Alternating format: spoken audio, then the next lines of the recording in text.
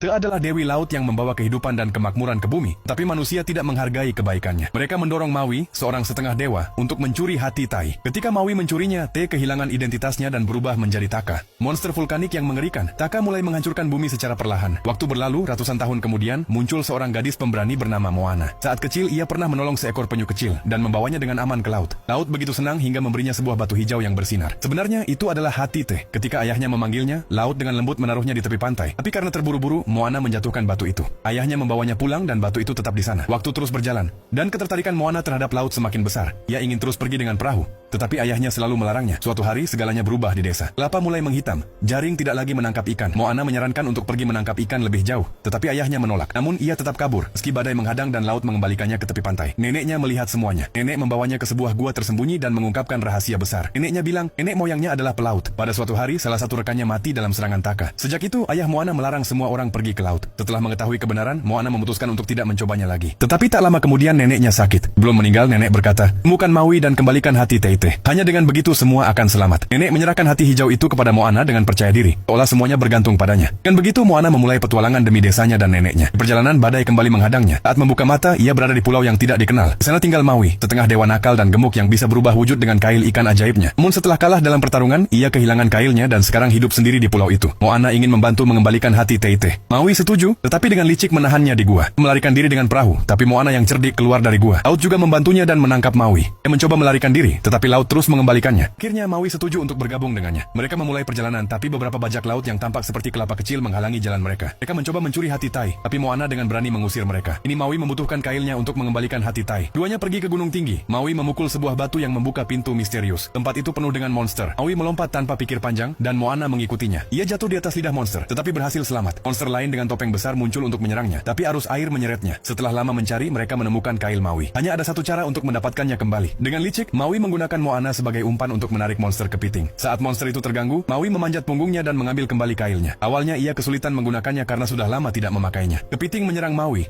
tapi Moana memperlihatkan hati palsu dan mengalihkan perhatiannya. Kepiting mengejar hati palsu sementara Moana mengambil kail asli. Setelah itu mereka melarikan diri di atas air. Mereka tiba di Pulau Dewi Teiti, tetapi Taka sudah ada di sana. Maui berubah menjadi elang, tapi Taka menjatuhkannya ke tanah. Kemudian ia berubah menjadi ikan dan kembali ke perahu dengan kailnya. Tapi Taka menyerang lagi. Setelah pertarungan sengit, kail Maui patah. Ia menerima kekalahan dan pergi. Moana tinggal sendirian. Ia mengembalikan hati Te ke laut. Saat itu muncul roh neneknya dan berkata, jangan menyerah, itu memberimu kekuatan. Moana kembali melompat ke laut dengan hati itu dan berlayar menatap mata Taka. Laut menciptakan kabut untuk menyembunyikannya, tapi Taka berhasil mencapai perahu dan membaliknya. Saat itu Maui kembali dan menghalangi jalan Taka.